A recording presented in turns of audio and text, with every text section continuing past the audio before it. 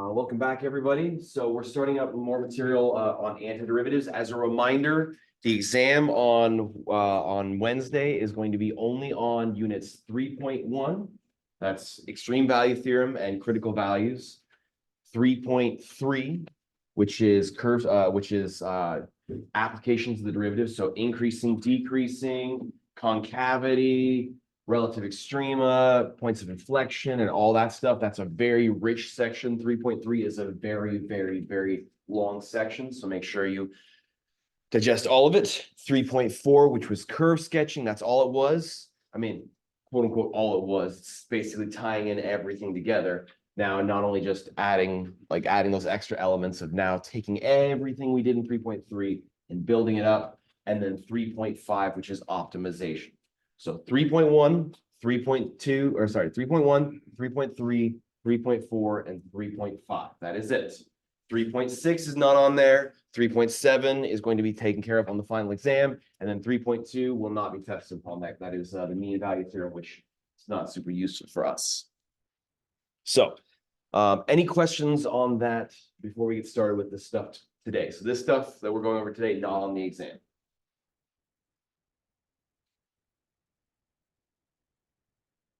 Okay, so we were talking about what an antiderivative is. It's a function that when you take its derivative, you get back the desired function. So function is called an antiderivative if when you take the derivative of capital F, you get back the smaller f.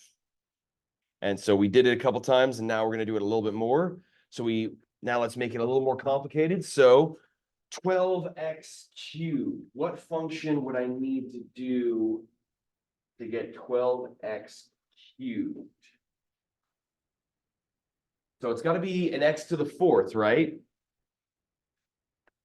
So that's what I start off with, x to the fourth. And I know the other one's going to be an x squared, and it's got to stay minus. Now just the only question, x squared. So I want it so that when I take the derivative, I get back 12x cubed. So I'm going to get a 4x cubed and a 2x when I take those derivatives. So I'm trying to figure, so don't write I should write that in a different color. The second part, this is me trying to figure out what it should be. So in order to get up that 12x cubed, I need that 4 to be a 12. So it's got to be multiplied by something. Let's multiply it by a 3. So if I make this 3x to the fourth, then it'll be 3 times 4 will be 12. And then I want 5. I don't want 2. So I'm going to have to divide by 2 and multiply by 5. Dividing by 2 will get rid of the 2 when I take its derivative, and putting in the 5 there will get me the 5 that I desire. So it's going to be 5x squared. 5 halves, excuse me, 5 halves.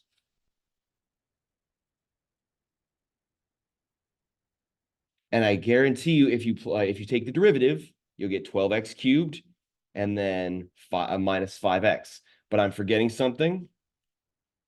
The plus c, everyone's dreaded opponent.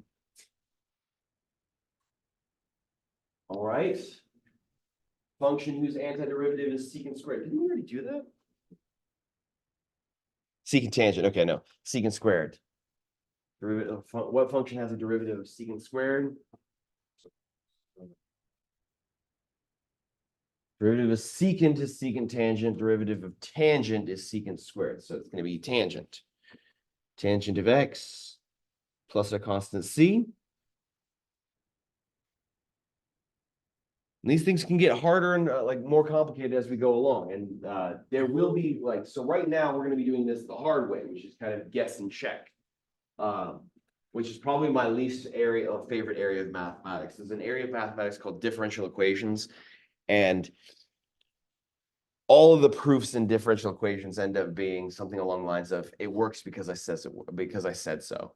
It works because it works. And that's a very, very frustrating way to do a proof for a mathematician. I like to have a sequential reasoning as to why things happen instead of just, I made this out of thin air.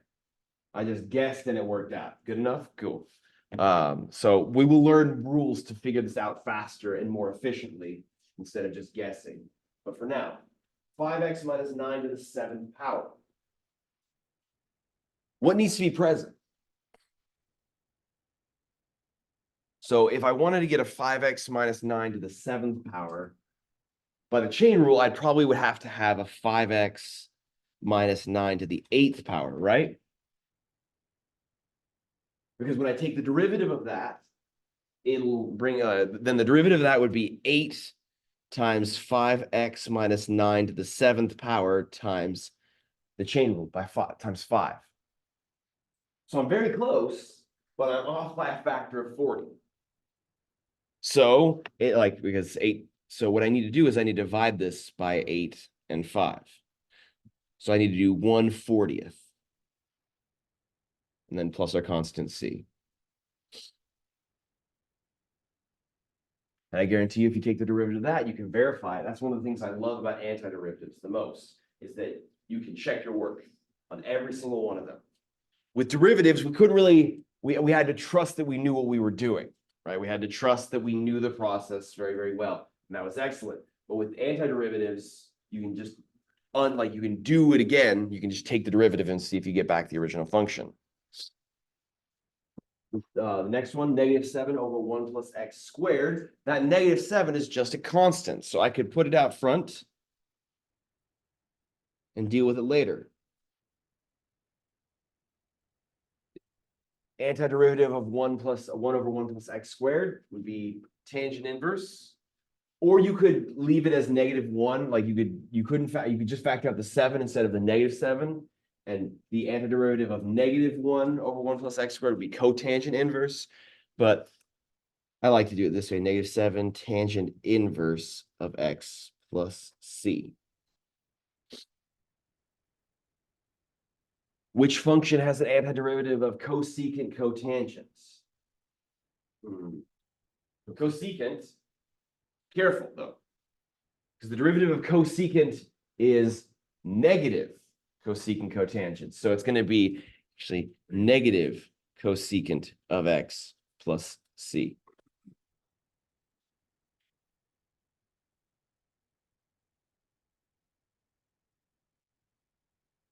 Okay. Then 2x squared e to the x cubed. Now, because it has an e to the x cubed, that's got to stick around, because e always, what we noticed in that previous problem up here is that e is both its antiderivative and its derivative. So like whenever you take a derivative of something with an e, the e sticks around. We've noticed that with a lot of things. When you ever take a product rule, the e's always stick around. So it's got to have an e to the x cubed. Now let's see what happens if we just do that. That's a good guess to start off with. And the derivative of that would be e to the x cubed times 3x squared. That's very, very close. It's got the e to the x cubed, it's got the x squared, but it doesn't have the constant. So we're very close. So we want to get rid of that 3. So we would divide by 3 to cancel it. And we want it to have a 2, so we'll put a 2 out front. So it's going to be 2/3 e to the x cubed plus a constant c.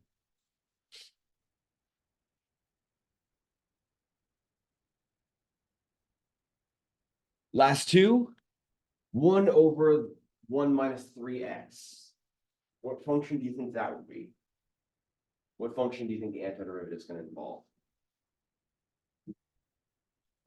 If it was x squared, I would say cotangent inverse or cosecant inverse. But in its current standpoint, there's only one function I know that does 1 over the 1 over something. Natural log. Yes. And so my first thought would be natural log of 1 minus 3x. But if I took the derivative of that, I would get 1 over 1 minus 3x times -3. So I need to undo that -3. I need to divide by -3.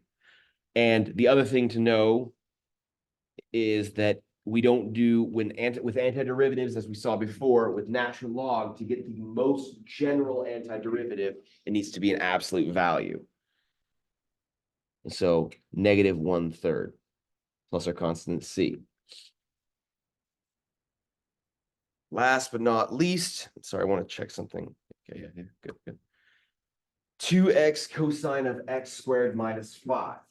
So it's got to do the opposite direction. It's got to be, so if if the derivative, like if the original function is a cosine, the antiderivative should be a sine, because sine and cosine kind of alternate each other.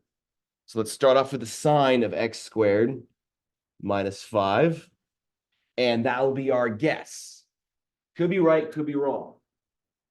This section especially, by the way, as we continue onward, you'll see a theme with integration and antiderivatives that we're not always certain. With derivatives, it was always nice and neat. This is a product of two things. It's a product rule. Has to be a product rule. Apply the rules, done deal. Whereas with integration, it's not the same. It is a let's see if this works. If it does, awesome. If it doesn't, let's go back to the drawing board. This is the start, in my opinion, of being a true mathematician, of being okay with being wrong in the first round. There's nothing wrong with being wrong. There's nothing wrong with being wrong, as long as you try to improve. So we're going to start with sine of x squared minus 5, see if that's right.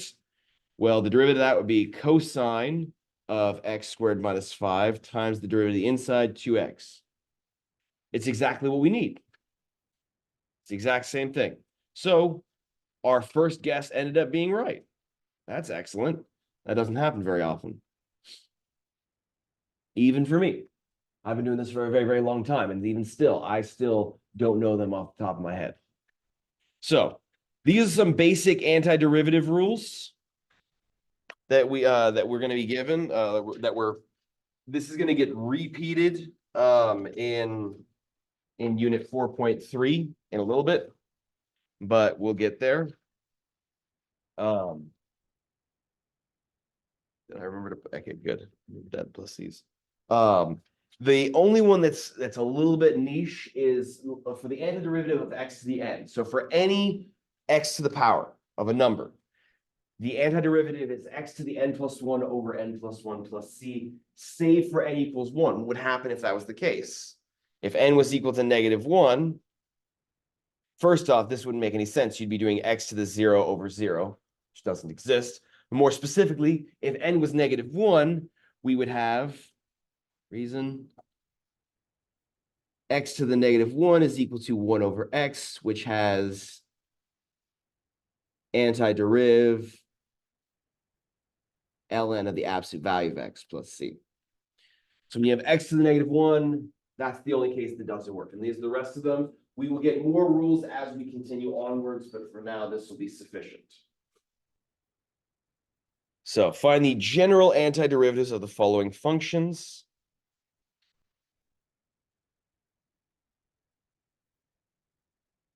So g of x is equal to 4e to the x minus 5x squared minus sine x. So we can use our rule table to figure these ones out. 4e to the x. Oh, there was that one problem right here. The antiderivative, like these ones are two very important ones. The antiderivative of a, oh, that should say plus or minus. I'm going to add that edit. Sorry, just 1 second.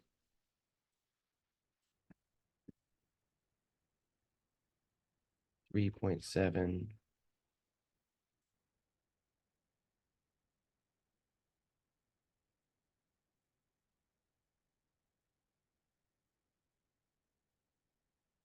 Sorry about the interruption there. Oh, oopsies. I was doing senior as his work on a different classes. Oh well, it's fine. So when you have a sum or a product of functions, you can find each antiderivative separately, just like with derivatives, right? You don't have to work with just one at a time. Like you don't have to work with all of them at the same time. You can look at each one separately. And then the other key one is that constants can just be ignored. That's what the first one is telling us, that constants can just be ignored. You can bring them out front and deal with them later. So the antiderivative of e to the x is itself. So capital G of x, the antiderivative would be 4e to the x minus 5 times x to the third power over 3. And then sine's antiderivative is negative cosine. So it's negative negative. So it's plus cosine plus c. The reason why it's 5 times x cubed over 3 is from the antiderivative power rule right here. So x squared, the antiderivative of that would be x to the 2 plus 1 over 2 plus 1. So that'd be x to the third power over 3. Now, one thing that you may be wondering is, well, Phil, like, look, based on the answers here, it really should be 4e to the x. So don't write this down. Like, I'll explain why this is not necessary. It should be 4e to the x plus a constant minus 5 times x cubed over 3 plus another constant plus cosine of x plus another constant, right? Because we took the antiderivative of each one, and then the rule says that it has to be a plus c. But the thing is, you have to remember that that's an arbitrary constant. It's an arbitrary constant. All 3 of those constants are arbitrary. So what I can do is I can just say, well, let c tilde be c plus d plus e. And then I can just write this as just one constant at the end. There's no reason, unless it's attached to a variable, there's no reason to write multiple constants because they can all just be combined into one global constant. Does that make sense? So you can write multiple different constants, but they're all part of the same constant. Because any antiderivative is of the form like the variable portion plus a constant. So I can just combine all of them into a singular constant and make it easy on myself. That's the important thing there. All right, this one, just like with derivatives, there are rules in place, and you can't just find the antiderivative of the numerator and the antiderivative of the denominator and then call it good. You have to simplify first. Simplify first. So that is to say that P of t would be 4t to the 4th plus 2t, or plus 2 plus 1 over t. And then since this is t to the 1/3 divided by t, that would be t to the negative 2/3. So minus t to the negative 2/3. Now, just like with derivatives, remember when we first started out, we had to do like the 4t times 4t to the minus 3, and then we had to we wrote that down. You will get better at this, and you will need you won't need to write it down as much. But so capital P of t would be 4 times t to the 5th over 5 plus 2t, because the antiderivative of a constant would be just the constant times t. Antiderivative of 1 over t is natural log of t. And then minus t to the negative 2/3 plus 1 over negative 2/3 plus 1. And then plus a constant c. And let's simplify that a little bit. I'd like the arithmetic to be taken care of. I should have rewritten the top one as 5/3 x cubed. But I was just lazy.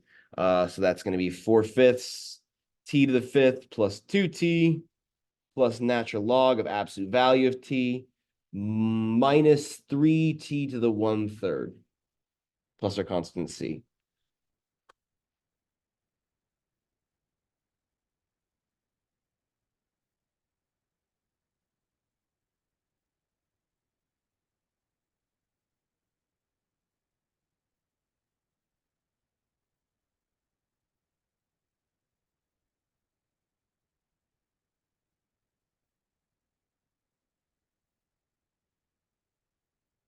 Any questions on that? Yes. I'd like you to simplify the arithmetic. So like algebra, like talking like trying to combine like terms and everything like that, like foiling things out. No, don't worry about that. But arithmetic, like negative 2/3 plus 1, please simplify that.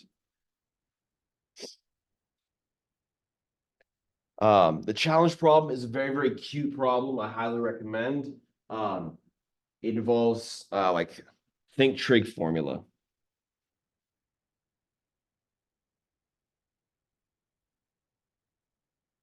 And rewrite. The answer will be that capital F of theta will be secant of theta. So I'd like you guys to try that on your own time at some point. Like obviously not right now because you should be studying for the exam on Wednesday, but like fun for after that. All right. Now, one of the most useful applications of antiderivatives is the concept of differential equations or diff-EQs. So a differential equation, as you can break down the name of it, it's an equation, of course, because it has that in the name. It's an equation involving differentials or derivatives. Not necessarily like we can be a little bit more vague when we say differential. But so it's an equation involving derivatives. If you plan on going into engineering, you're most certainly going to need to take this course. Diff-EQs is kind of a rite of passage. It's a very, very cool course. It's just like, as I said before, I don't like the fact that all the derivative, like all the proofs in diff-EQs are because it works, which is a very, very unsatisfying answer to me. So differential equations will look like F prime equals stuff with X's, or Y double prime will equal stuff with X's. Later on, you'll start to solve things. If you decide to take diff-EQs, you'll get things like Y double prime plus 5Y prime minus 7Y is equal to 15 cosine of X. And you can find out from this equation, it actually turns out that there are methods to figure out what Y is. Like you can find out what Y is based on this fact alone. It's fascinating. It's called the method of undetermined coefficients. It's pretty cool. Or you can use things called Lagrange multipliers. No, not Lagrange multipliers. Laplace, sorry, not Lagrange multipliers. We talked about those in 3.5. Laplace transformations. Very, very cool stuff. If you want to know more about differential equations, feel free to talk to me. It's a very useful course. And that's the study, like that's the start of things like chaos theory, if you've heard that terminology before. Chaos theory relies heavily on differential equations.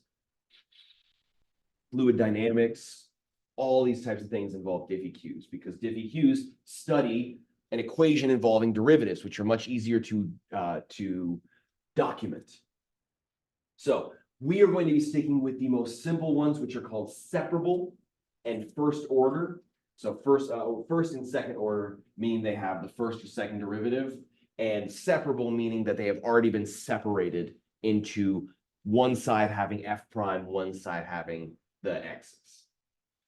So as we saw, the solution is general, is going to be plus or minus, like plus a constant. Whenever you find an antiderivative, you just add a plus C.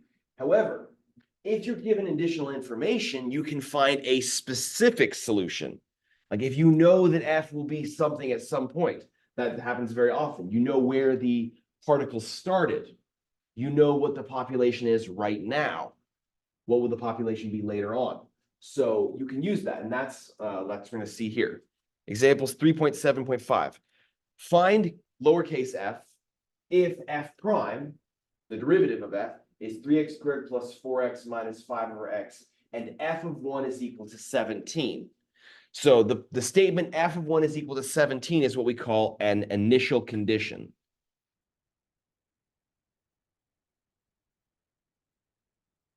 Very, very useful term. An initial condition. And it allows us to find, so this allows us to solve for C. These allow us to solve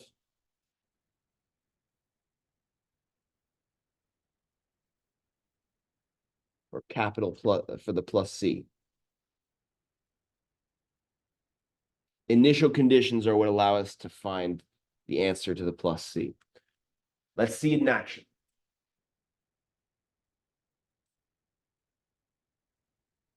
So we know that f prime is 3x squared plus 4x minus 5 over x. That means that f is the antiderivative of that.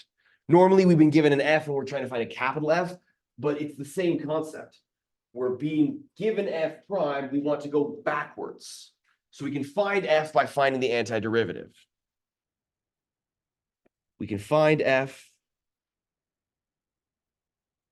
by finding the antiderivative of f prime of x. We can find f by finding the antiderivative of f prime, because that would be the antiderivative of f prime is f. Does that make sense? The antiderivative of the derivative is the original function. That's what we would hope would make sense, right? If you take the derivative and then find an antiderivative, you should get back to where you started. It's the undoing process. So f should be antiderivative of 3x squared would be 3 times x to the third power over 3. X to the n plus 1 over n plus 1. The n value here is 2 in the formula. So I'm like, don't worry, I'm coming right back. This is the formula for the antiderivative of any power of x. The antiderivative of x to the n is x to the n plus 1 over n plus 1. So n here is 2. So it should be that constant times x to the 2 plus 1 or x to the third power over 2 plus 1 or 3. Similarly, we have plus 4 times x to the second power over 2, because it's going to be x to the first power. So it should be 1 plus 1 or 2 over 1 plus 1, 2. And then last but not least, minus 5 ln of the absolute value of x. Writing that a little bit nicer, that's f of x equals x cubed plus 2x squared, plus a constant c. Minus 5 ln absolute value of x plus c. Second, please ask questions if there are some. This is a new concept. We are starting the next saga of calculus. So just like with when we first learned derivatives, I wanted to make sure we stop for any questions the students have. So please take a question. Please ask a question if you have it. If you're completely lost, that's okay too. We can handle that. So we're undoing the derivative, and there's the rules. It'll take time. It takes time to memorize them. Trust me. Took me for a while. If I can get off my soapbox, I'm going to get on my soapbox for just 1 second. I really disagree with the semester system in calculus. I learned calculus on the quarter system, so 10-week classes. So we had 3 10-week classes instead of 2 15. And the way they organized the material for calculus was quarter 1 was all differential calculus, so all derivative calculus. Semester 2 or quarter 2 was all integral calculus, and then quarter 3 was multivariable. For you guys, sadly, this is the way it works: is that we spend the first semester doing all of derivatives and then a little bit of integrals, and then unit calc 2 will be all of integrals and a little bit more. Which I wish it would be just. There's a couple things in 182 that could be put into here and vice versa to make it all nice and neat, but that would require. I've tried actually. I talked to my department chair. I've talked to people, but the problem is, if I wanted to change that, if CSN changed it, we would have to change it for the entire state, because UNLV, CSN, Truckee Meadows, Nevada State, UNR, all of us have the same numbering system. So if I were to change the way my Calc 1 course worked in order to make it transferable to UNLV, to UNR, to the NSC, and even furthermore to any other college across the nation, it would have to line up. And it doesn't. Everyone has decided in their infinite wisdom that integration should be a part of Calc 1. Off my soapbox. Sorry. Not fair, but it's what we got. So anyways, sorry to get sidetracked. So the general antiderivative of f prime would be f equals x cubed plus 2x squared minus 5 natural log of x plus a constant c. But we know f of 1 is equal to 17. That means we can plug in 1 for x. All of the x's will be gone, and the only variable in question that's left is the c.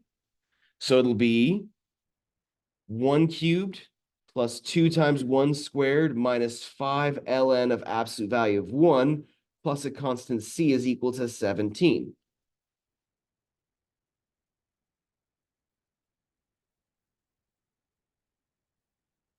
And so now we have a way to solve for C to find a specific exact solution. That'll be, so natural log of 1 is big old goose egg, 0. You can, of course, use your calculator if you want. And so you'll get 3 plus C is equal to 17, which gives us C is equal to 14. Now, that's not the answer, though. Remember, the answer to the question is saying find F, not what the constant is. So we need to write out the final answer, which is that F of X is equal to X cubed plus 2X squared minus 5 ln absolute value of X plus 14. That is the specific or exact solution to this given scenario. Now we're going to do an application of this in a second, but so I hope you can imagine how useful this is. To know what to have an initial condition means you can find the exact formula that will model your situation. So if you are trying to do a population model to figure out when it's going to reach a critical mass, like when will the wolf population be too much? When will that happen? What year? So that we have to start or more specifically, like for a jokey aspect, like if we're watching a seal population grow exponentially, when will it become too high of a seal population? We got to start clubbing some seals, right? Don't actually club a seal. That's a very sad thing to do. They're dog mermaids. They're very nice. So this is the very, very useful thing to find out, given or an instantaneous rate of change. Now we can have a specific condition, an initial condition, to give us an exact function that can model the behavior for any time period or any X value. So we can theorize what it's going to be in 10 years from now. So these two examples are linked, and I want to show you the difference. So example 3.7.6, find y if y double prime is equal to sine of x, and y prime of 0 is equal to 1, and y of 0 is equal to 6. So we've got y double prime. In order to find y, we need y prime. But we don't have that, we have y double prime. But we can find the antiderivative of y double prime to find y prime. Let me say that one more time. That's a lot of primes, blah, blah, blah, blah. So if we want to find y from antiderivatives, we need y prime. But we don't have y prime, we have y double prime. But that's okay, because we can just undo it twice. Just like if we want to find the second derivative, we need to find the first derivative. If we're given the second derivative, we first need to find the first derivative by taking the first antiderivative. So since y double prime is equal to sine of x, y prime is going to equal cosine of x plus a constant c. I'm wrong, though. Negative cosine. The derivative of cosine is negative sine. So in order to make sure I have a positive sign for my second derivative, I need to tack on a negative sign up front. Not a negative SINE, but a negative SIGN. So that's a math joke, right? That's a good one. All right. So we know that y prime of 0 is equal to 1. That means that negative cosine of 0 plus a constant c is equal to 1.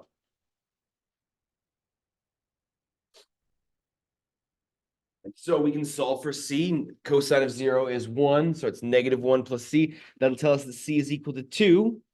So y prime is negative cosine of x plus 2. We have now found the specific solution to y prime. And now we can find what y is by doing one more antiderivative, doing it again. So y, negative sine of x, because that negative is still up front. The derivative of cosine, the antiderivative of cosine is positive sine. So that negative sign is still sticking around. Plus 2x, plus a new constant. You can reuse c if you want to, but I like to make sure that it's consistent. So I'm going to call it d. Capital D. You can use whatever letter you want, though. If you really want to start at the back of the alphabet, do capital Z, do that. Or if you want to use Greek letters or other types of symbols, feel free to. It's just a constant, an unknown constant. And then we know that y of 0 is equal to 6. So that implies that negative sine of 0 plus 2 times 0 plus d is equal to 6. That gives us d is equal to 6. Because sine of 0 is 0, 2 times 0 is 0, so you just get d equals 6, which gives us our final answer that y is equal to negative sine of x plus 2x plus 6.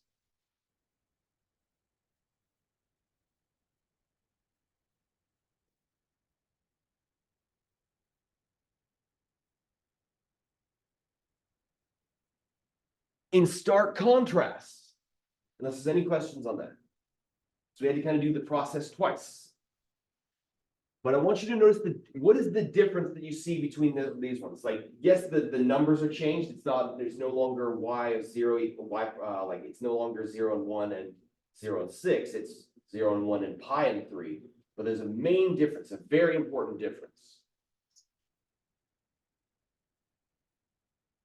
For cross degrees. The first example, we were given an initial condition on y prime and an initial condition on y. Here, we have two initial conditions on y, but no initial condition on y prime. So that's what we'll write. Here, given two initial conditions on y instead of an initial condition on y and y prime. This means we won't be able to find the specific y prime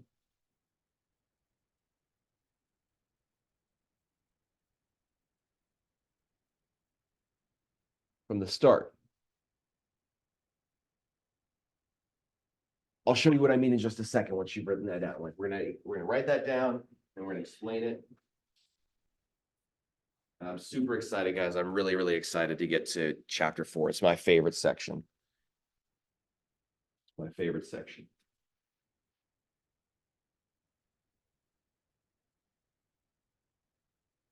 So, as I said, we're given two initial conditions on y here instead of an initial condition on y prime and y. So, when we find the antiderivative of y double prime, when we find y prime, we're going to have a constant that we cannot solve for because we don't have an initial condition on y prime. That's a problem.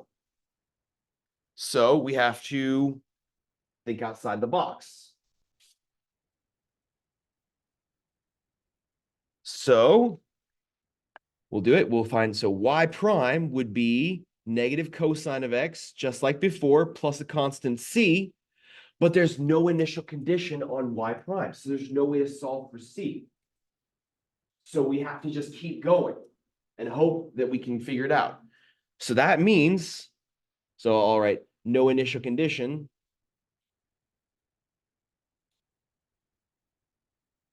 On y prime, can't find c value. We have to go further. We have to do another one and utilize our two initial conditions on y. So that implies that y prime, or y now, the antiderivative of y prime would be y. Undoing a derivative would bring us back up. And y itself would be negative sine of x. C was a constant. So the antiderivative of 2 was 2x. So the antiderivative of c would be cx. So plus cx plus d for a new constant. Now, luckily for this example, when we plug in 0, we're going to get a nice situation. I'm going to make this better next time. I'm going to 3.7.6. Sorry, just one moment.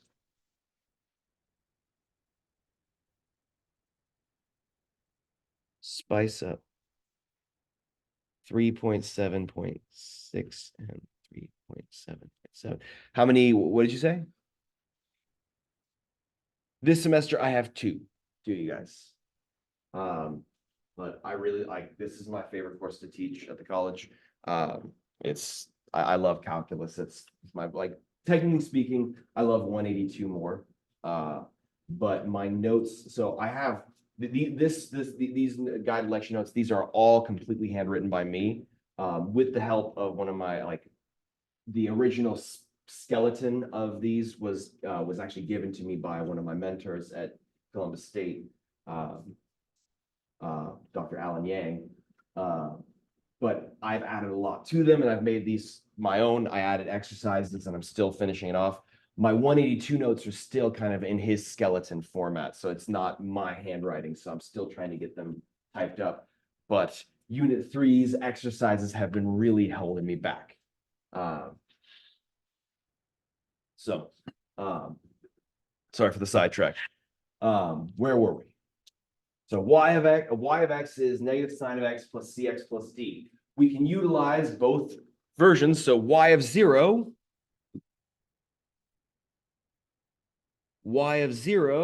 equals 1, which implies that negative sine of 0 plus c times 0 plus d is equal to 1. That gives us that just d is equal to 1. So now we know what d is.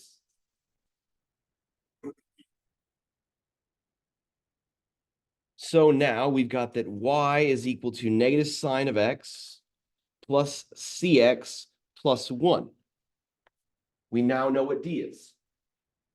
I bring this up, by the way, this is going to be very, very useful in 182 when you start talking about partial fraction decomposition. You're going to be solving a lot of variable equations with big constants, like big capital letters, depending on your teacher. They don't use capital letters for partial fraction decomposition. Very evil. And last but not least, y of pi is equal to 3, which implies that negative sine of pi plus c pi plus 1 is equal to 3. Sine of pi is 0. So c pi is equal to 2. And c is the constant we're trying to find. That means that c is equal to 2 divided by pi. Yeah, it's not a pretty number, but neither am I. I'm not a pretty number. I'm still here. So we get to deal with these things. Got to deal with unpretty numbers every once in a while. I mean, it's a pretty nice number, actually. It's got 2 and a pi. That actually is pretty cool. That's notable. So y is equal to negative sine of x plus cx. C we just found was 2 over pi. X plus 1. Boom. Done deal.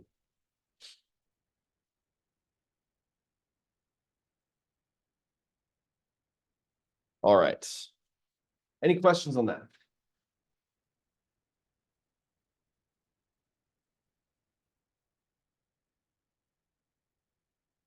Now, sometimes we lucked out here and we're able to immediately solve for d. Other times, what will happen is you'll get like c plus d equals 1, and then you do the other condition, and you'll get like 2c plus 5d is equal to 7, and now you've got a system of equations that you can solve. That's what I actually want it to be, but either way. All right. On to the last thing for this section, and then we'll move on to 4.2 after taking a break. A physics application. Now we can work backwards. So this is what we can utilize to find certain, like we can utilize physics and calculus. Previously, we were given a position function. We would be asked to find the velocity and the acceleration, etc. So like being asked to find when the velocity is 0 and the acceleration is 0. But in order to do this, one thing of important notes is that if no other force is acting upon an object that is moving, the only thing that will be affecting them is gravity, which is measured at negative 32 feet per second squared. Or if you want to be a non-American, if you want to be one of those hoity-toity Frenchmen with their French fries instead of freedom fries, you can do negative 9.8 meters per second squared if you want to use meters, like a real person, you know. We almost switched to the metric system at one point, but Americans couldn't handle it. We were too dumb for it, apparently. We didn't like having to measure things in kilometers. I don't know why, because the metric system is far superior. But here we are, still talking about feet and miles. So for my problems, I will give you that fact if there's ever a problem involving acceleration. That A of t should be -32 or -9.8 if you're using the correct system. So just make sure you convert to the right one. If the question's measuring in meters, use the -9.8. If the question's measuring in feet, use the 32. So a balloon is rising vertically at a velocity of 16 feet per second, and it releases a sandbag when the balloon is 64 feet above ground. How many seconds after its release will the sandbag hit the ground, and what will the velocity be when it hits the ground? So there's a couple things to unpack here. First things first, it says that it has an initial velocity. The balloon is rising at a velocity of 16 feet per second when it releases the sandbag. That tells us from the blue, V of 0 is equal to 16. That's an initial condition on the velocity. We know that the initial velocity when we start observing this sandbag is 16 feet. And then we know when the balloon is 64 feet above the ground. From the orange, we know that S of 0 is 64 feet. We know the initial position. We know an initial condition on the position function. So this will allow us to find out our unknown constants. So this is a hard question to answer at first because you got to figure out what you're being asked. How many seconds after its release will the sandbag hit the ground? What would that mean if it hit the ground? Yeah, the position would be 0. So part A, want S of t equal to 0. If we want to know when it hits the ground, we want to find the t value such that S of t is equal to 0. That gives us our starting point. Because at first, I don't know where to go.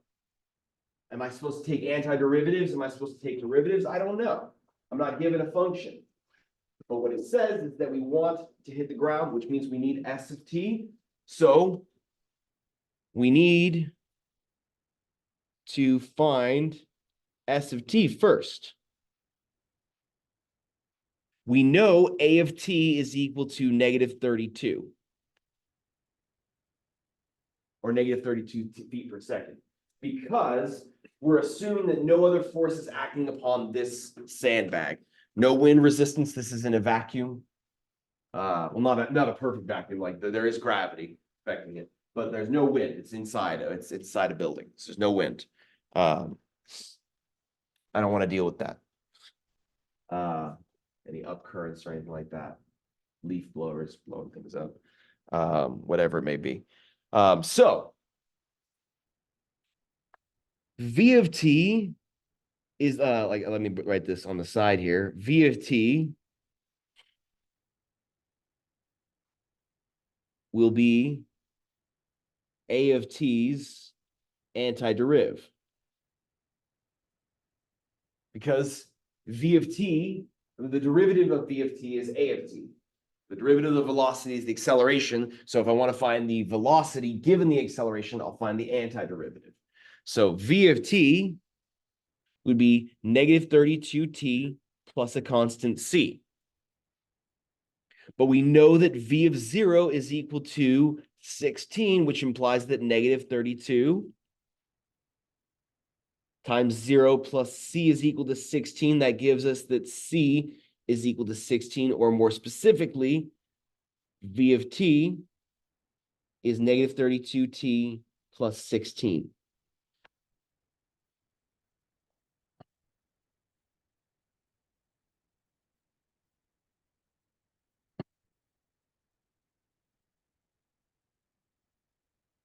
Now we have the velocity, the specific velocity to our situation, and we can now find position by taking the antiderivative of that, because the derivative of position is velocity. So if we're given velocity, the antiderivative of that would be position. So S of t, oh, let's use a different color than that. S of t will be V of t's antideriv.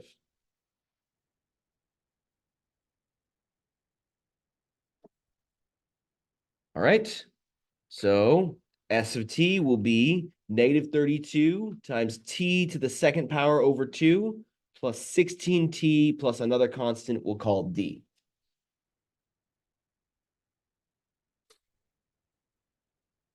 Or more preferably, let's simplify that a little bit and write negative 16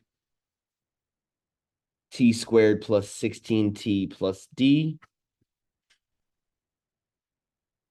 And we know that S of 0 is equal to 64. So we have an initial condition on the position function, which means we can find what that capital D is. So negative 16, so 0 plus 0 plus d is equal to 64. So d is equal to 64.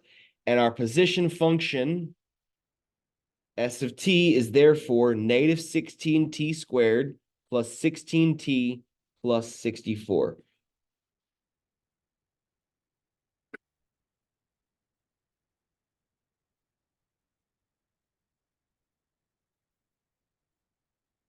Any questions so far?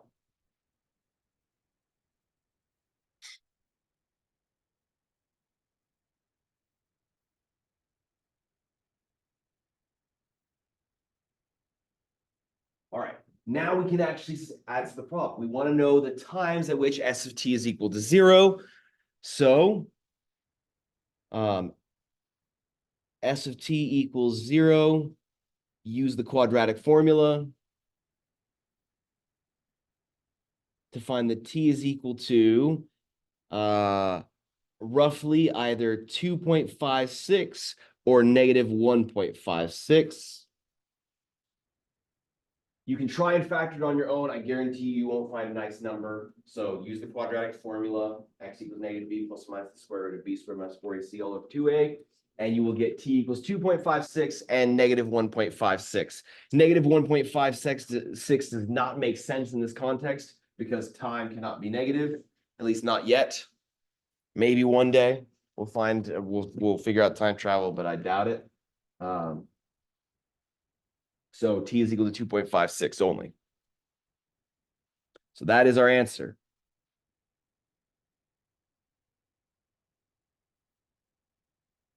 Now, part B, all it was asking was to find the velocity when it hits the ground. So we want v of 2.56.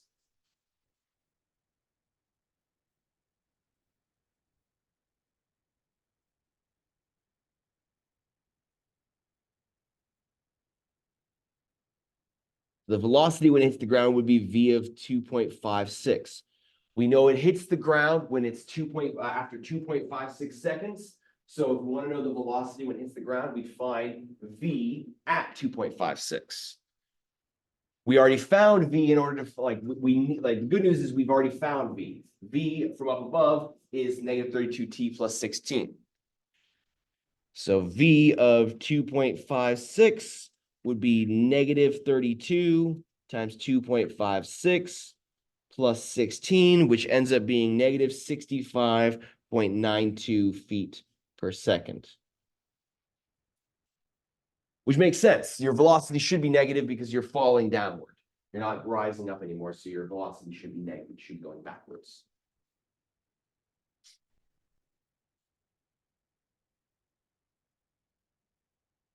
Any questions on that?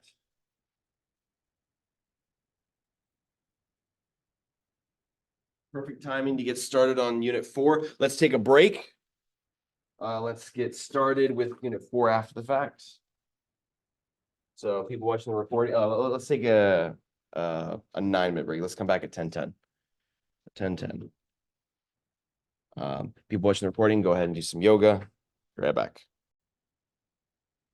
All right, so we're back, and we get to start up the last unit of Calculus 1.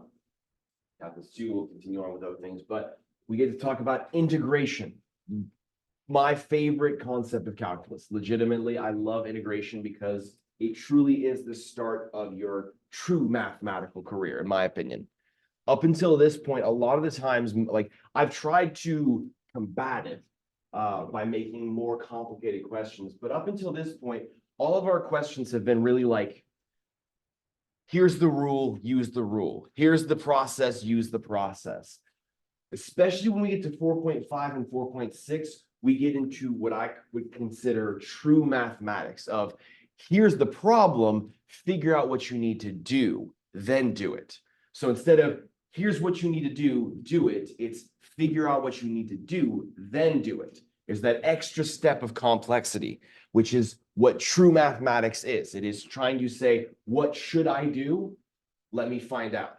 I've tried to incorporate that as much as possible into our calculus course, but you're going to be really tested upon that concept at the very end of this semester when we get to 4.5 and 4.6.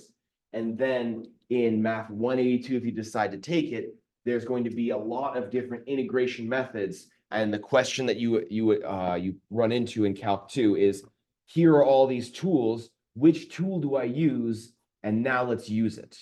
So it's not enough to just know which tool to use or know how to use the tools. You need to know when to use which tool. That is a fun aspect. That's a growing aspect, and that's what mathematicians are all about, is trying to mess around with the parts to figure out what's best. So we're going to start off with something that's going to seem completely random at first, which is area and Riemannian sums, or Riemann sums. Riemann is a very famous mathematician. One of the most important mathematicians in terms of calculus, and especially multivariable calculus. Riemann has his fingers in a lot of different areas of differential geometry and a lot of other places. He didn't even want to study differential geometry at first. He was just kind of forced to do it by his university. But he ended up making a thing called Riemannian curvature. Very, very useful. So the motivation behind this is, if I wanted to find the area of these two shapes here, wouldn't be too hard, because the first one is a triangle, and we know what the formula for the area of a triangle is. And the second one is a half circle. It doesn't exactly look it, but it's a half circle. And the area of a half circle would be 1/2 pi r squared. We could be done deal. Easy to calculate. Not too terrible. That's a math 120 problem. But what if I was asked to find the area of this shape? There is no formula for it. I mean, there is, but not that we know yet. There will be a generic formula to find it that you can use calculus for. But in terms of like a overall formula that will figure out the area of this thing, there is none. So we're left with questions. How would we actually figure it out? What could we do? Now, the most common way to do it would be to use little tiny rectangles. So you basically just split up your interval into tiny pieces and then add up the rectangles. We know what the area of a rectangle is. It's length times width. So you can just add up all the rectangles, but you'll see that you will get an overestimation here. Notice that I'm using the right endpoint each time. When I form my first rectangle, I go over, I find out where it is, and then I make that box. For the next rectangle, I go to the right, go up to the right-hand endpoint, then make another box, and so on and so forth. This ends up giving me an overestimation. And the question would be, why is it an overestimation? Does it have something to do with the fact that the curve is increasing? Good. Never know. Definitely something to ponder. And then the other thing to ponder is, if I decide to make the units smaller. So right here, I've made on the left one, I've made the width of each rectangle 0.25. Whereas on this one, I've made the width of each rectangle 0.1. 0.1, 0.2, 0.3, 0.4, 0.5, and so on and so forth. And if you look at it, there's less overestimation. So it would seem that the more rectangles I use, the more accurate a representation of the area. And we'll talk about how this is related to calculus in a little bit, once we get to 4.2, because right now it seems like this is completely left field. And it should look left field. We were talking like Yeah, we're talking about functions, but when have we ever talked about area? That is a very, very important concept to ask questions about. Now, we are only going to be going in this class, we are only going to be doing Riemannian sums, which is going to be dealing with areas of rectangles. But suffice it to say, and like if I'd finished the last unit, which is the kitchen sink of like all the random stuff that we can go over. There are other approximation techniques. There's the trapezoidal rule, which actually would end up being more beneficial. If I were to draw a trapezoid here,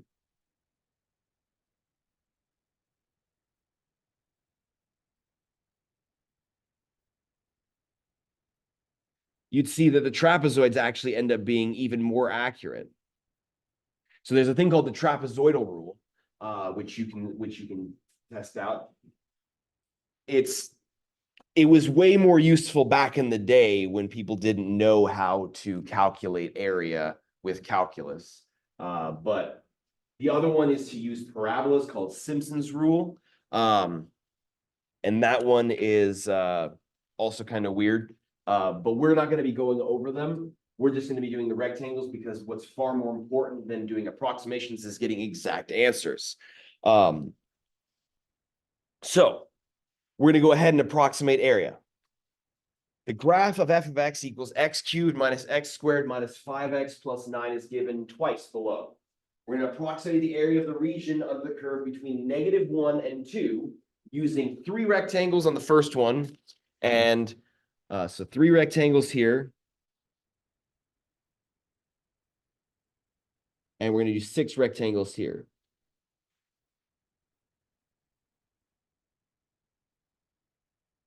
Now, one thing that I didn't mention, I made all of my rectangles uniform. Did I have to do that?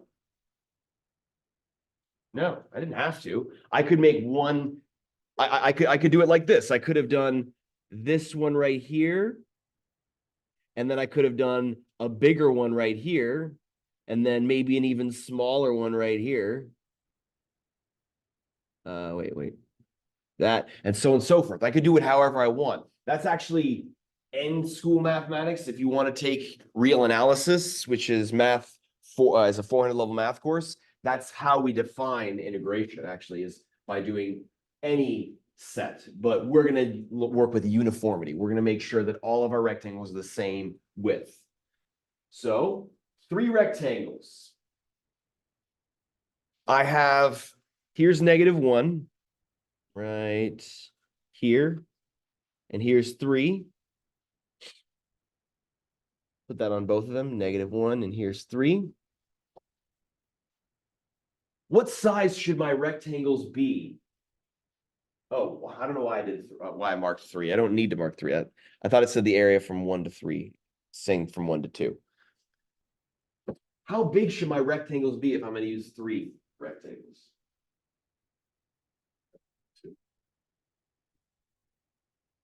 1 wide actually, because it's going to be, you have a total distance of 3 here. 1, 2, 3.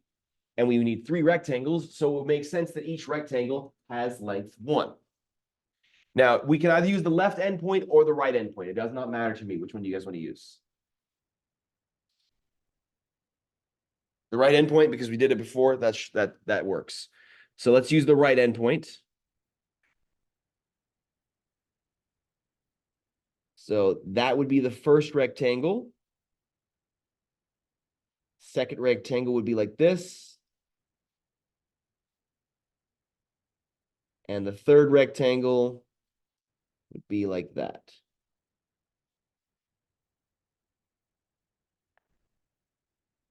Now, how did I figure out that it should be 1?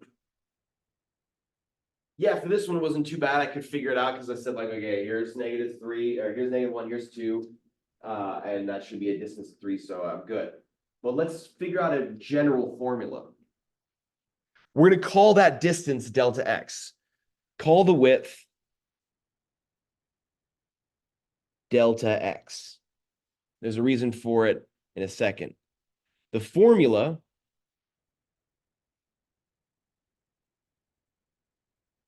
is going to be that delta x will equal b minus a divided by n, where n is the number of rectangles. B and a are the endpoints, and n equals the number of rectangles. Let's make sure we understand why that's the formula for the width. To figure out the width of them, we need to know how many uniform rectangles to fit into it. So if we found out the total distance and divided it by the number of rectangles we need, we would find a uniform width of each one. Because the total distance on the x-axis will be the total width needed.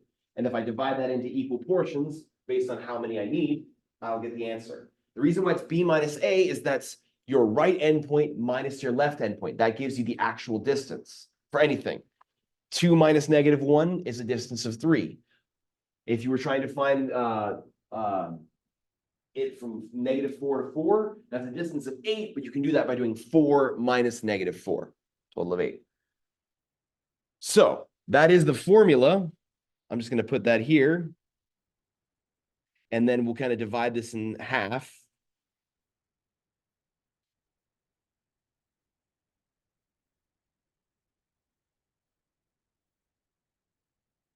And we'll do each one.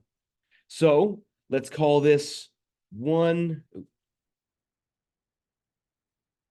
This will be rectangle 1, rectangle 2, and rectangle 3. Now, I've already found what delta x is, the width. Delta x will equal 2 minus -1 divided by 3 rectangles, which equals 1 unit. So I found the width. What's the height?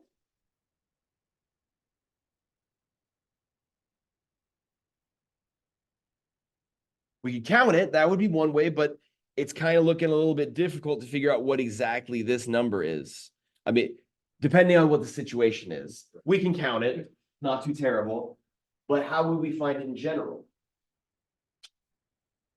Remember, the rectangles are formed by finding points on the curve. The height will come from the actual function at those values.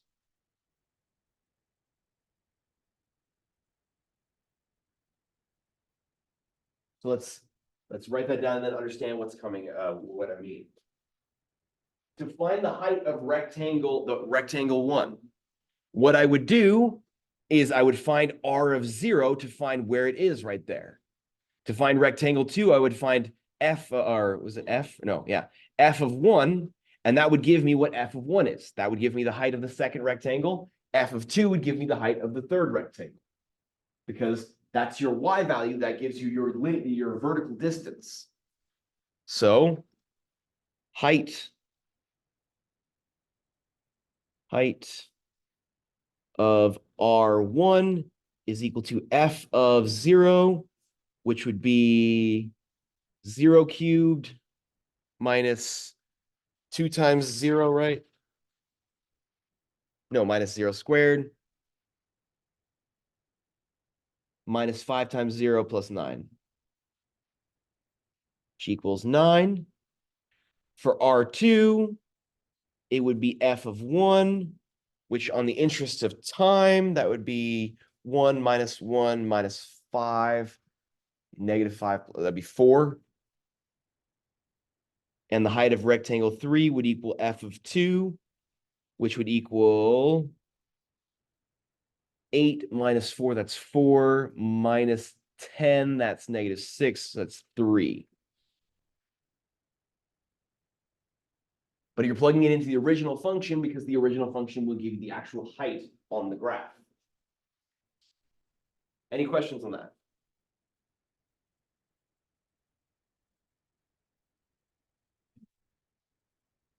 So R1, and this is a good question. I'm glad I asked this. Why is the height of R1 f of 0? Because I'm using the right endpoint. So when I'm looking at my first rectangle, the way it's formed is by going to 0, drawing a line up to where it meets the curve at 0, and then making my rectangle. If, in stark contrast, if I had made left endpoints, then my first rectangle would have been that. And so I would have used f of -1. And I would have gotten an over approximation on this case. Yes, it's where you form your like how your rectangle gets formed. And since I'm using the right endpoint, I'm using the right point of each rectangle.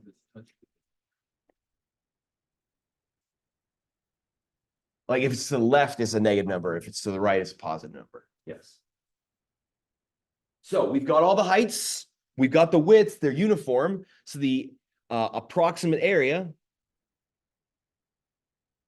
will equal the area of R sub 1 plus the area of R sub 2 plus the area of R sub 3. So that's the length times the width. So 1 times 9 plus 1 times 4 plus 1 times 3. That's going to be 9 plus 7. That's 16 units squared.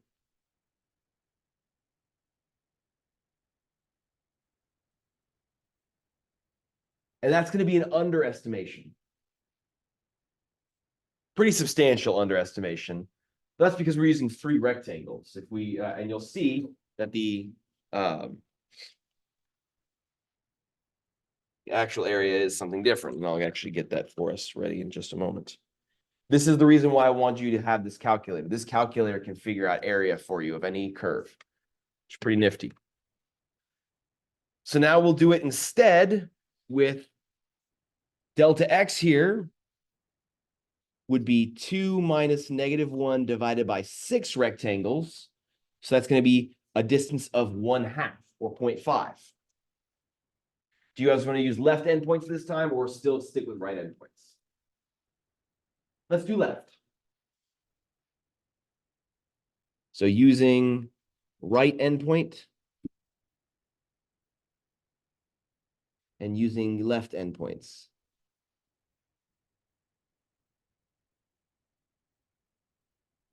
So here, I'll make them with green. Why not? So we're going to use the left endpoint.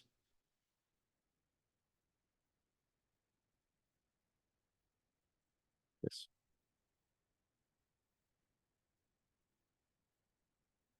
Boop. Boop. Boop. Boop. And then last but not least, boop. Boop. You have to make the sound. That's 6 rectangles. Hard to see, but that's 6 of them, all uniform. We already have the width being 1/2. And so the heights R sub 1, f of -1, which ends up being 12.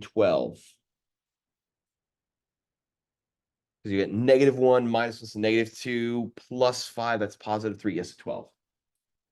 R sub 2 will be f of -0.5.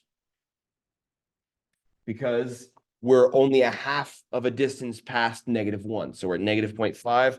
So let me plug that into my calculator because it's going to be so -0.5 cubed minus -0.5 squared.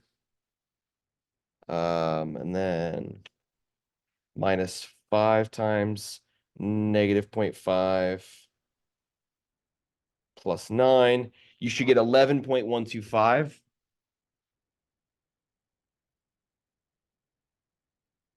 R sub 3 will be f of 0. We're going to increment up every 0.5. You can verify it for yourself looking at the picture. This was R1. Its height was given by f of -1. This is R sub 2. Its height is given by f of -0.5. R sub 3, its height is given by f of 0, and so on and so forth. So f of 0, we already calculated, was 9. R sub 3 will be f of 0.5, which will equal, just need to change the negatives to positives.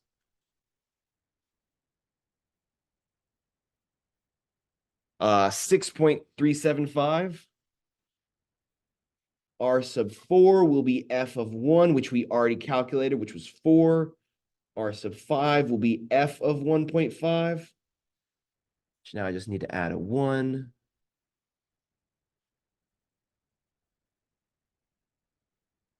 And I get 2.625.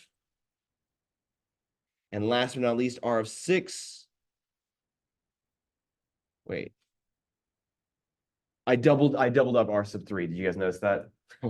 Sorry. I was starting to get a little bit weirded out there. R sub 4, R sub 5, and R sub 6. Sorry about that. Apologies. The approximate area would be adding up all the rectangles here.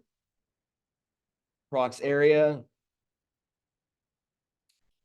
would be A of R sub 1 plus dot dot dot dot plus A of R sub 6.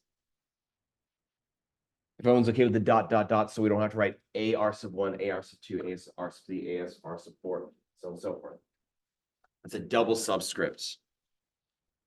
And so that would be 0.5 times R sub 1, which was 12, plus dot dot dot, plus 0.5 times 2.625. So it's just going to be doing that for all of them. 0.5, the width times height, the width times height plus width times height. And if we plug that into our calculator, I'm just going to factor out the 0.5 and do 12 plus 11.125 plus 9 plus 6.375 plus 4 plus 2.625. And you should get 22.5625 units squared.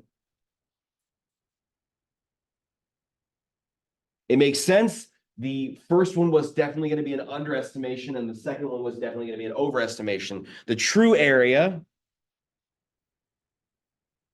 which we'll learn how to do soon enough, will be, okay,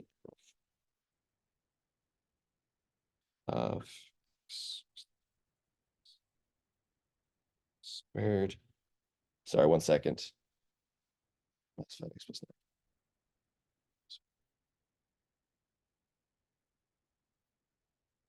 2 is 20.25.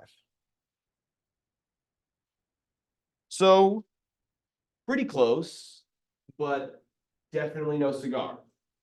We're off by, like, if this was a problem on MyMathLab, we would definitely get it wrong.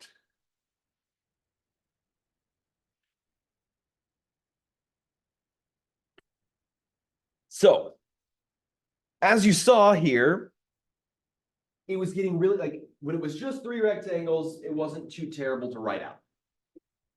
When it starts to get to 6 rectangles, that, like, I just saved myself by writing dot, dot, dot.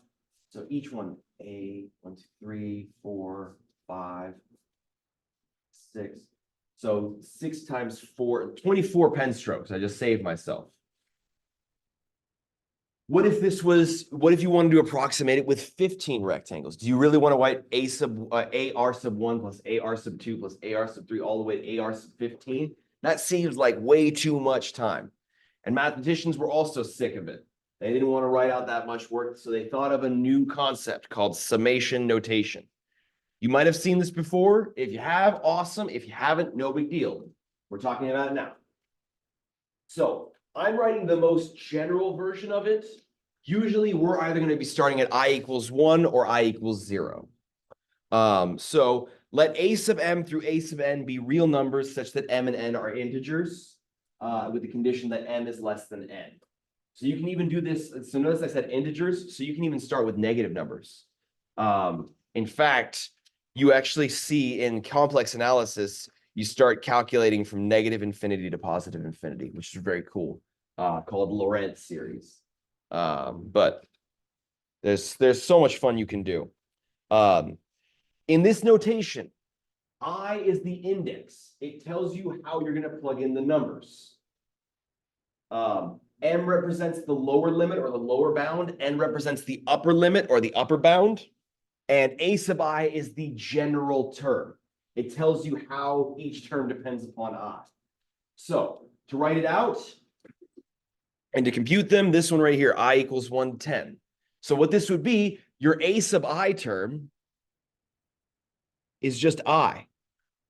And so a sub 1, we're starting with a sub 1 and going all the way up to a sub 10. So this would be 1 plus 2 plus 3 plus 4 plus 5 plus 6 plus 7 plus 8 plus 9 plus 10, which if you do that in your calculator or you do it in your head or you learn the formula, which we'll talk about in a second, that should be 55, right?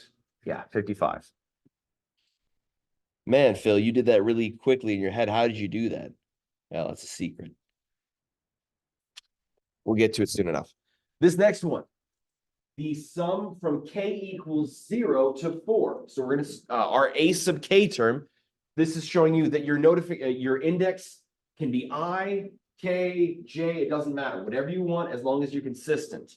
The most common choices are I and k, but everyone has their own style. Some textbooks use I's, some textbooks use K's, some textbooks use M, doesn't matter. So a sub k here, your general term is k over k squared plus 1. So this will be a sub 0, which would be 0 over 0 squared plus 1, plus a sub 1, which is 1 over 1 squared plus 1, plus dot, dot, dot, dot, plus the last term, 4 over 4 squared plus 1, which ends up being, if you plug it into your calculator, 122 divided by 85.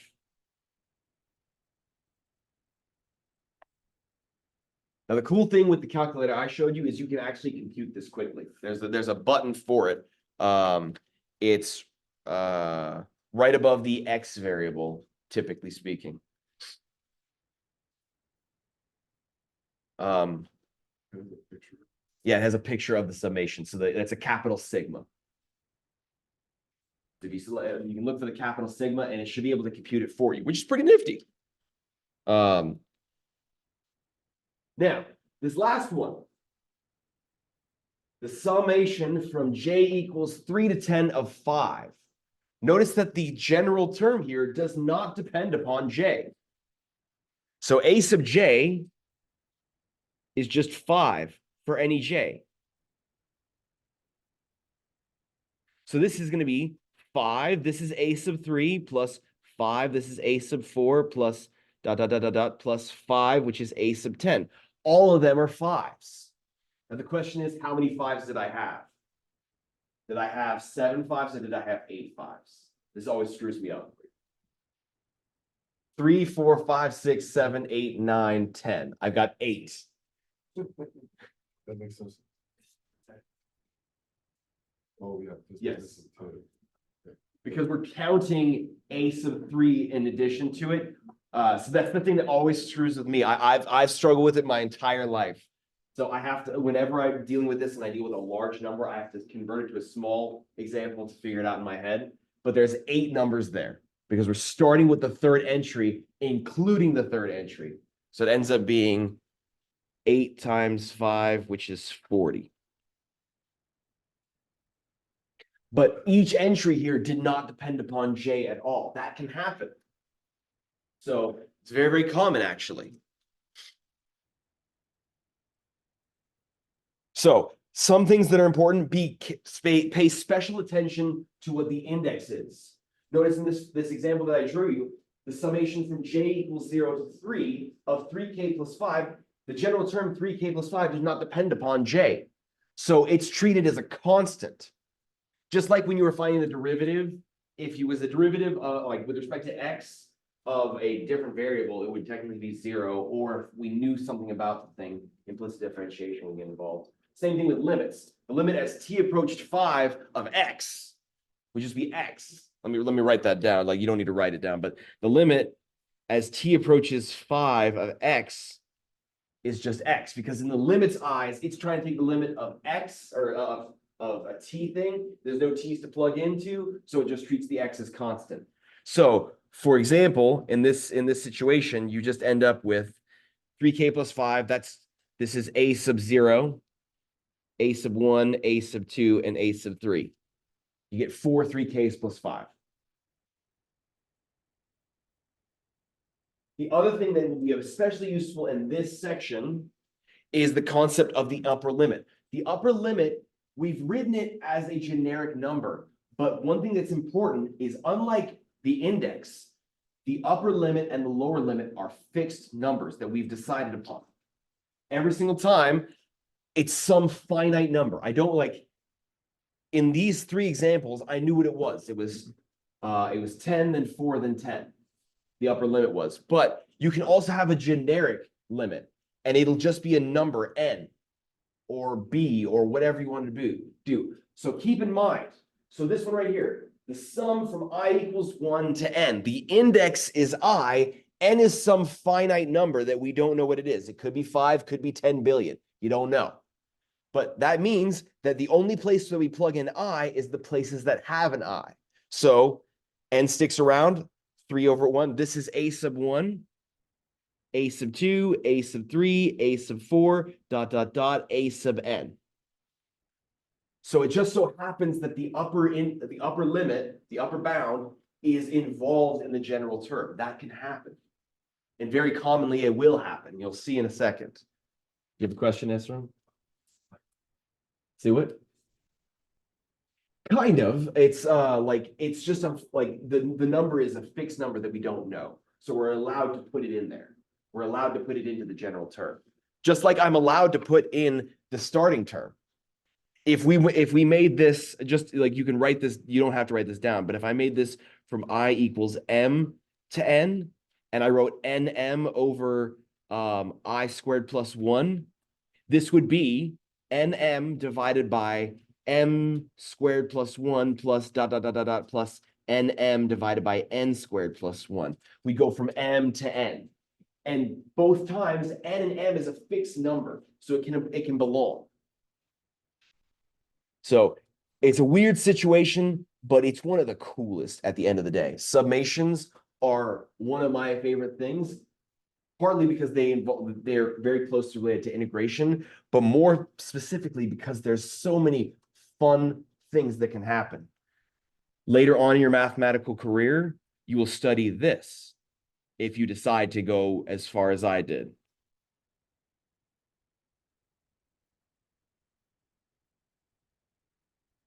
A double summation. And the question then becomes, and this is very, very central, there's a thing called Tonelli's theorem that asks ourselves, does it matter which one we do first? Do we sum up the m's first and then do the n's? Or do we do the n's first, then the m's? Does it matter? That is a good question and a very, very important question when it comes to 283, when you start talking about multivariable functions and integration with multiple variable functions. Very, very important thing. We don't talk about it because Tonelli's theorem takes about 5 pages to prove. It's a very, very technical theorem. We just say, don't worry about it for now. When you get to 283, we say, don't worry about it. It's beyond the scope of this course. But point being is there's so much fun that can happen with summations. One of the things that you may be asked to do in 182 is to write down what the summation should be. So instead of having to write down this entire thing, write it in generic terms. So granted, I'm not going to ask you to do this, but I will talk about the next thing. So just to show you the math, like this is a fun mathematical puzzle. How would I find the general term? So I want to write this as the sum sigma from I equals some number to another number of a sub I. So in order to do that, I need to know what the general term would be. And this is the really, really fun thing about this. I can make it start and end wherever I want to. I could make this a sub 1000, and this would be a sub some number, or I could do a sub negative 15. It doesn't matter. I'm going to choose 1 because that's usually the easiest situation to start off with. That would be a sub 1. This is a sub 2, a sub 3, and this is a sub question mark. I need to know when to stop. Do you notice any connection between each term?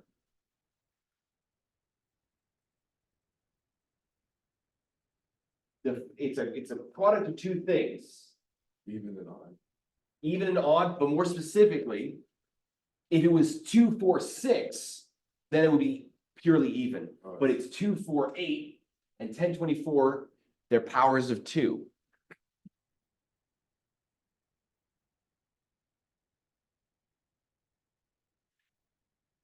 So a sub I should have a 2 to the I.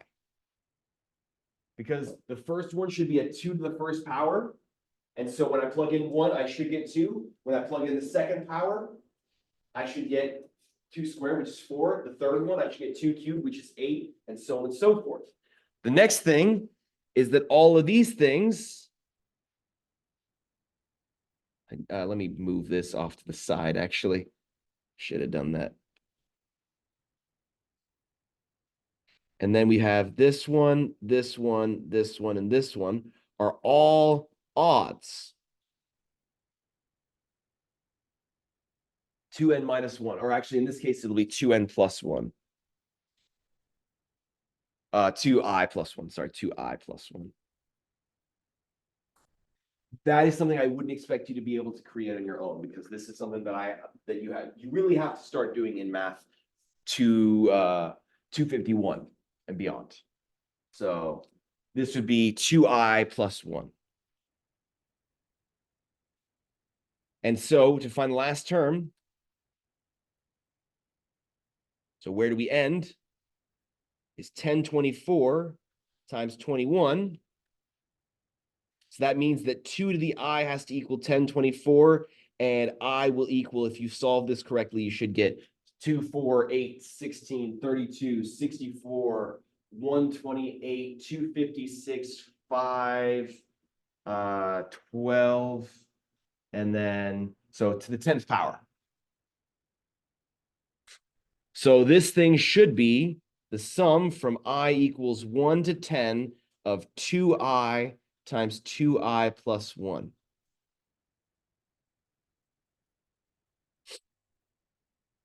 And then the interest of time on this one, notice that n is always consistent in there. So your general term is actually just I times n. So this is the sum from I equals 1 to n of I times n. Just to save on time. Very, very fun question. These are like Sudokus to me. That was a very, very fun thing to do. Now, some summation properties, and then we'll call it good for the day. One thing is that constants can just be pulled out front.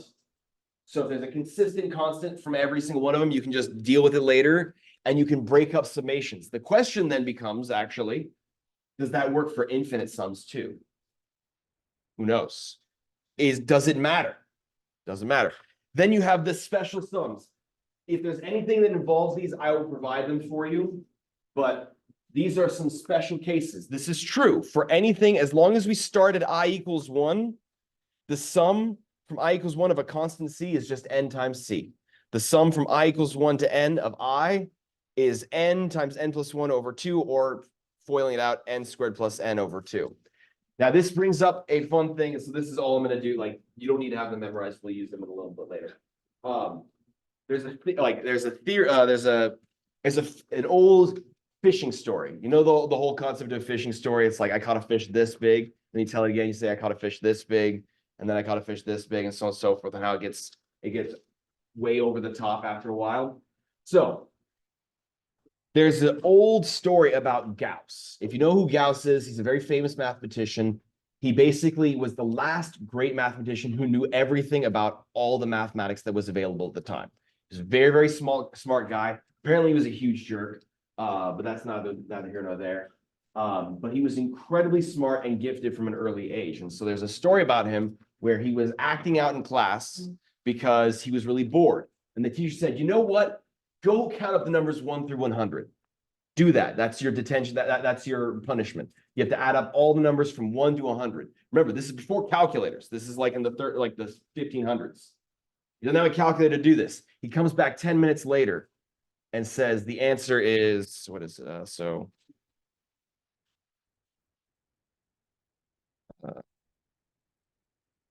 he says the answer is 50-50, 5,050. The teacher says, how the heck did you do that? And because he created the formula. Now, I'm sure the original story goes that he was probably in high school or whatever was the equivalent back in the 1500s. But it becomes a fish story. It's like he figured this out when he was in grade school. He figured this out when he was in elementary school. No, Gauss figured this out when he was in the womb. So that's the joke. Anyways, guys, that'll be it for today. Please study for the exam. The solutions we posted right after class today. So please look at those when you have a chance. Please look at, remember that exam redo is supposed to be an aid to your study guide, not the only thing you use for your studying. Please look at your notes, look at your old quizzes. Those solutions to quizzes will be posted very soon. If you have any questions, feel free to email me. Otherwise, you guys have a great rest of your day, and I'll see you guys on Wednesday for the exam.